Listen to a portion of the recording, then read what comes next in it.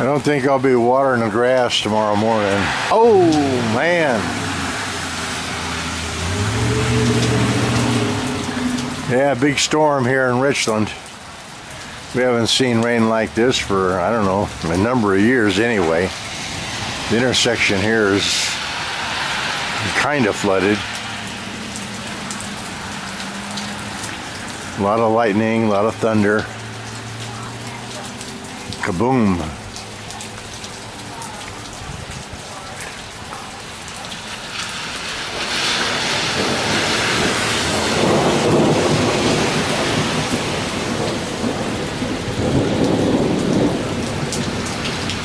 Don't know that this is a record, but it's certainly a lot of rain for this area.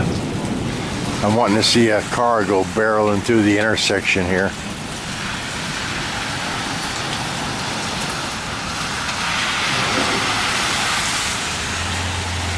Alright, well here we are, corner of Thayer and Lee, right across from Richland High School and Carmichael Middle School.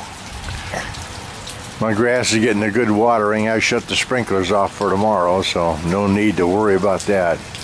Alright, Big Jack signing off from the big storm in Richland.